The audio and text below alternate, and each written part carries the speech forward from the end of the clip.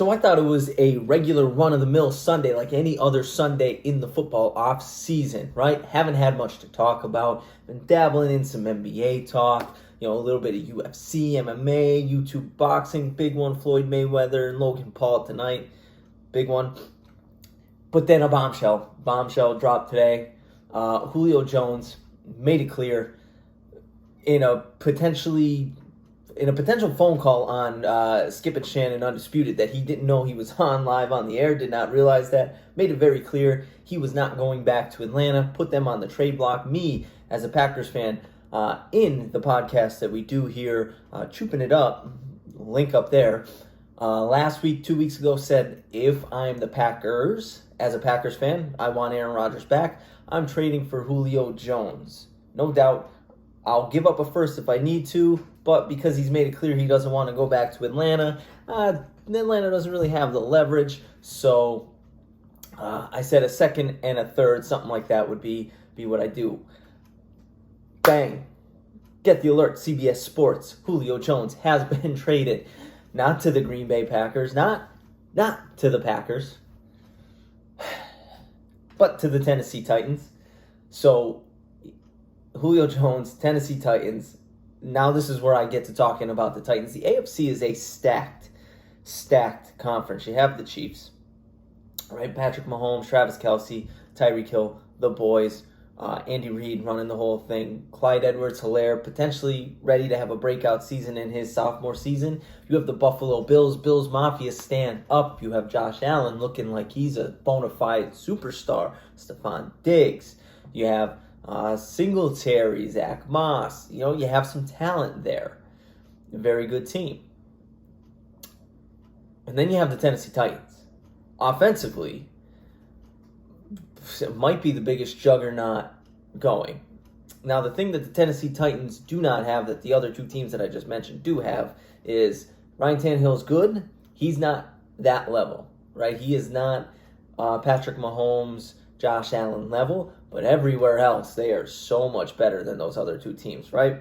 Okay, so last year, Tannehill had a very, very good season. Offense ran through Derrick Henry, right? Derrick Henry is an absolute stud, potentially the best running back in the NFL, if not the best, top three for sure. You had A.J. Brown, who was turning into an absolute just stud in his second year. Now you pair Julio Jones with him, right? And they have Adam Humphries in the slot. I believe Humphries is still there. They lost Jonnu Smith, so I don't know who their tight end's going to be, but I mean, you pick your poison. Now, Ryan Tannehill, if he plays like he's played the last two seasons, this offense is going to be very scary because do you want to load the box?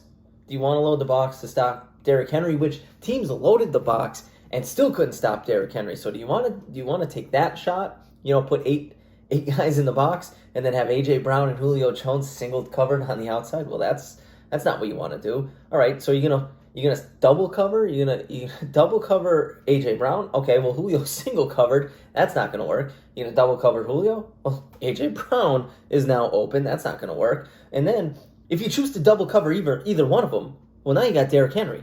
So as long as Ryan Tannehill can just do what Ryan Tannehill's been doing, the Tennessee Titans might be the team to beat in the AFC.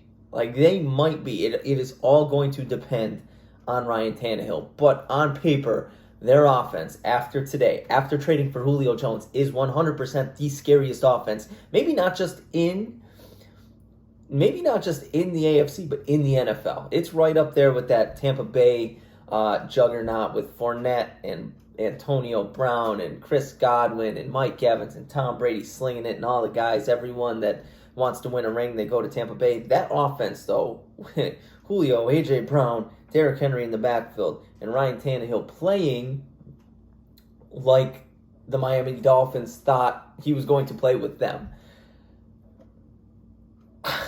The Tennessee Titans are going to be must-see TV this year.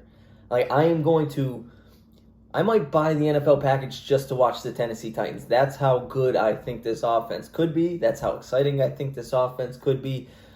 They might be the team to beat. Tennessee Titans fans gotta be feeling great. Tighten up. Let me know how you guys feel in the comments below. Do you think that this puts you guys as the Super Bowl favorite? The odds probably jumped. I did not look at them, but I'd imagine the Tennessee Titans have to be one of the 3 best odds in terms of like favorites. They have to be one of the 3 betting favorites to win the Super Bowl after this move, I would imagine. Because Julio Jones, even though he's 32, still has a lot in the tank. So let me know how you feel below. Hey, like I said before, have a podcast. It's one of these 2 bubbles. Subscribe to it. Hey, the other bubble, if you're not subscribed to the channel, you watch this video, you're still here, go ahead, click on that. And then there's a couple other videos floating around. Maybe you watch one of them. Nothing recent. Hopefully some more NFL news gets me back in front of you. Now for my card today. Hey, enjoy the rest of your Sunday.